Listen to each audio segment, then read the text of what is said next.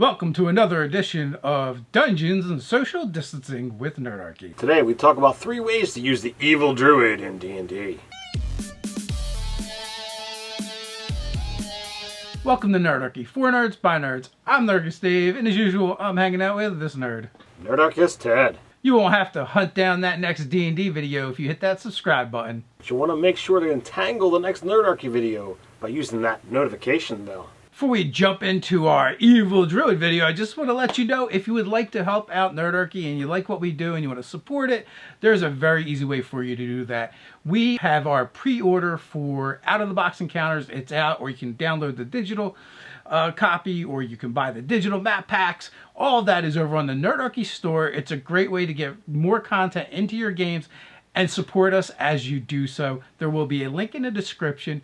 With that, we are coming up with evil druids to put into your D&D campaign. We came up with 3 archetypes that we think would be a lot of fun.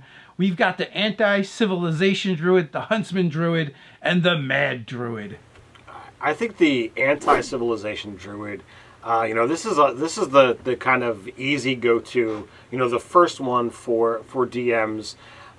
Because it's so easy to be like, you know what, I love nature so much. I don't want civilization encroaching upon it. I don't want you building buildings. I don't want you building new buildings. I want things to be wild and free and sleep on the ground or sleep in the trees. It's so easy to fall into that moniker when we're making our evil druids. Yeah, it definitely is. Like, you could even look to modern times and look at like eco-terrorists and kind of like you could model them off of that, like Greenpeace, but to the nth degree.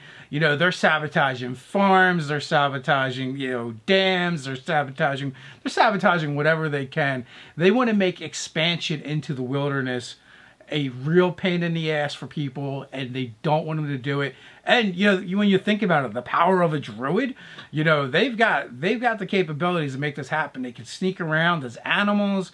They can call on nature's fury. They have a lot of things at their disposal when it comes to putting a wrench in the works. But when we look at these, like, we understand what actions they're going to take, but sometimes you have to look at, what is their motivation. If you don't have, a good sense of RP for your villain, well, then they're just more of a thing that's in the way, an obstacle, just a stat block. You really want to get into those motivating factors. And, for these types of druids, civilization and mankind ruins everything. They despoil land. They take more than is necessary because you've got, people who live beyond their means, people who take more than they actually need. So things go to waste. Nature has a cyclical, it's got a circle. Things all work together. The predators eat the prey. The prey's body decomposes and turns into grass. The grass then gets eaten by the next animal in the cycle, and it just goes around and around. Where when you add civilization into it, it winds up breaking some of those cycles, and things just get wasted and buried and lost and don't provide further value thereafter. So it makes a lot of sense for druids to have this mentality. And there's a couple of other things too, like the idea that civilization breeds weakness. Like, now you have these individuals that could never survive on their own. They couldn't survive the wilds because they're used to having everything kind of provided for them, even if they have to work and generate money and revenue in order to then buy the things they need. But they couldn't provide the things they need themselves. They wouldn't be able to hunt. They wouldn't be able to forage. In the eyes of a druid, these people might be weak, and they may not even deserve to live because they don't know how to be a part of the natural order. Yeah, it's so easy for the nobles who sit in their major castles that are just have more money than they know what to do with, and they just have people waiting on them hand and foot. They actually are bred to just be able to communicate and not really be able to go out and thrive in the wilderness. And to these druids, to these this evil mindset, that is not useful. That's not beneficial to society. You've got so many areas of weakness that civilization brings. There is no preternatural senses. You stop paying attention to the sounds of nature. Oh, I don't have to be concerned whether or not something is going to come get me because there are walls. There's a wall around the town, then there's walls around the building, there are buildings around my building. Something else will get there, get someone else before it gets me. So I am fine, and that's just not the way that, these people, that's not the way this type of druid really wants the world to be seen. Now, there's also the idea of the druid has kind of gone native, maybe on a frontier land or an exploration expedition, and the druid really has fallen in love with the cultures and societies that are already existing. Yeah, they might be more primitive, more savage, more tribal, but, the druid values those and has decided to team up with them and help them, and they're fighting against these expeditions or these encroachments, and they're trying to beat back civilization. So like the anti-civilization druid is fun in the sense that it's a villain that maybe you don't need to kill, but you need to find a way to coexist with. It's maybe you can negotiate, maybe there's some middle ground that you can come up with where there doesn't have to be a bloody violent end. So it may be more about exploration and social interaction within your game with this villain than some of our other druids, like the huntsman druid, where I don't think you might not have those options. All right, so the huntsman druid kind of takes some of these aspects that we've talked about and dials it up. So we talked about civilization breeding weakness. So the huntsman druid could be interested in that aspect of nature that says, you cull the weak from the herd. So, we know that, when herds migrate or move on, the ones that are slowest, the ones that are weaker, are the ones that are going to get picked off by whatever the big game is, whether it's, the crocodiles when they're crossing the river, whether it's the big wild cats, when you're, crossing the plains or through the jungles, whoever doesn't make it, well, they're obviously the weakest. So like that aspect could happen with, with mortals as well, of like, all right, I'm going to capture a bunch of you as this, huntsman, and I'm only going to kill one of you. So it's up to you how things go, but I am going to do it. So it could be this cool, possibly, session or multiple sessions long hunt where all you're trying to do is get away. And maybe, you've got NPCs in the group, so it's not just killing a PC, but if you've got this, this cool back and forth, exploration and combat mixed, fight and flight scene, could be a lot of fun. So the idea of the sportsman who is, when they don't see calling the weak any different than a humanoid or wild animals, to them it's all the same. Maybe they actually have a different view altogether. Maybe they're looking for the greatest hunt of all, so they're hunting the greatest prey, whether it's because they're strong and powerful or because they're rare. Like maybe they hunt unicorns because there are so few and they're so hard to find, or maybe they want to hunt and take down a dragon because it's a powerful creature. They don't actually care if it's a good dragon or evil dragon. Doesn't matter to them. It's just the thrill of the kill, thrill of the hunt. Maybe they're hunting other druids. Maybe it's more of a murder mystery you want to run, and someone is murdering druids. And at first, it's just people being murdered. You don't really know that they're druids. And as you piece through the adventure, you start figuring out the common denominator. They are druids. And the reason why this hunter wants to hunt druids is because, they're able to wild shape. They're able to communicate with nature. They're able to, hide in the wilds much easier than anyone else. So they know this is going to be the most challenging hunt.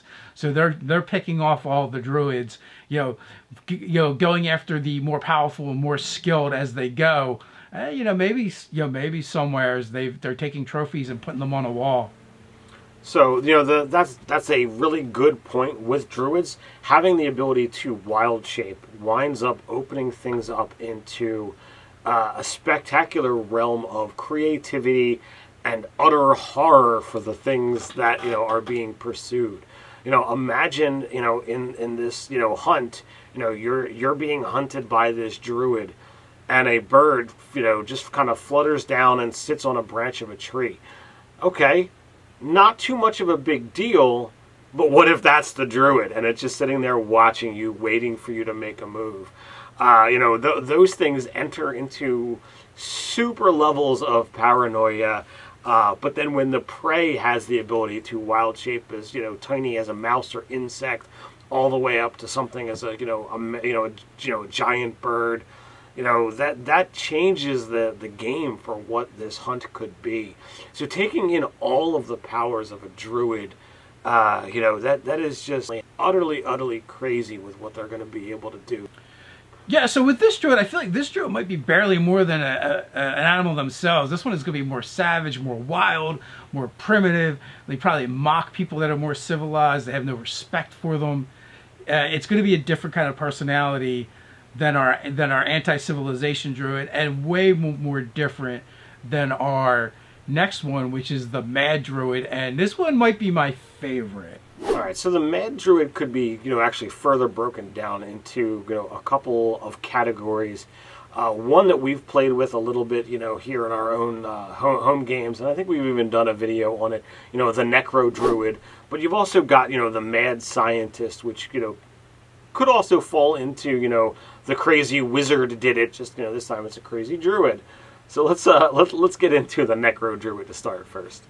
All right, so the Necro Druid has really taken to the death cycle of the life and death cycles. They're all about it. They just see death as another extension of the natural world, and one that they're okay with exploring.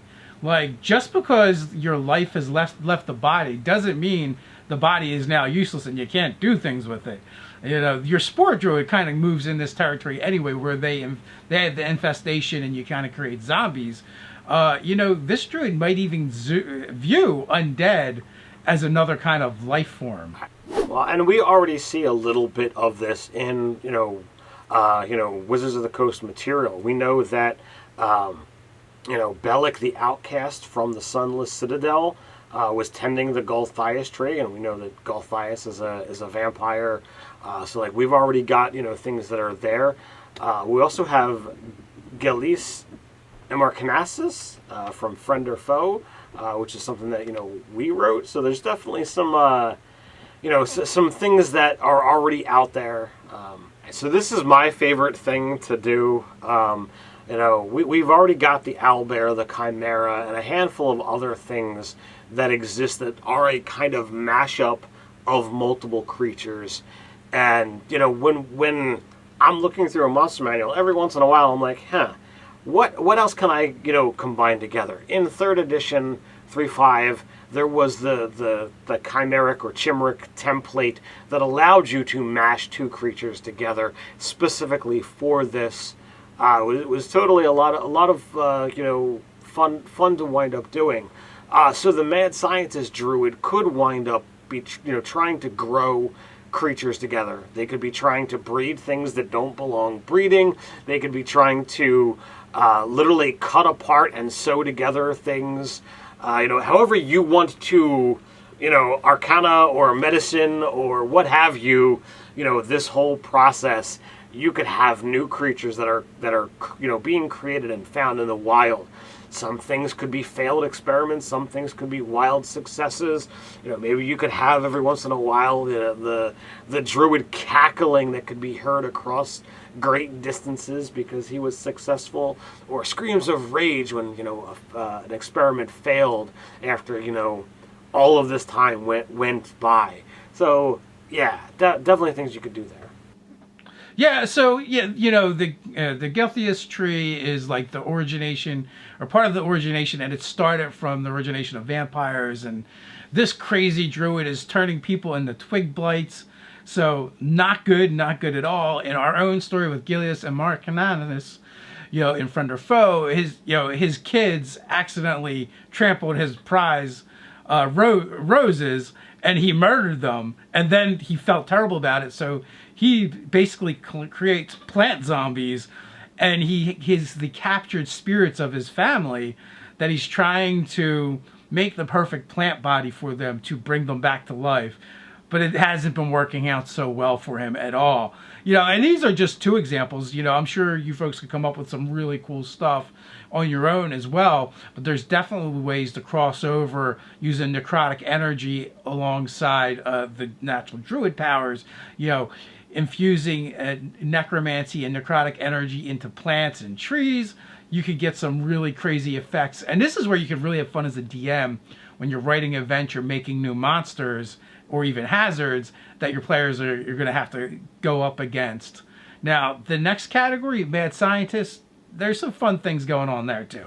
So this druid, you just have to kind of decide what level of crazy you want to set your dial to. Obviously, just a little bit of crazy isn't quite up to this thing, so you really need what you want to go 5 to 10, or if you're gonna turn it past it, oh my God, he's taking his crazy up to 11.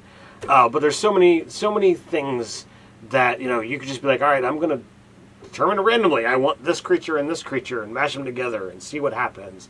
That absolutely falls into this, and whatever that winds up becoming, is unique to your game, because it's your creation and your way of putting a new threat on the table.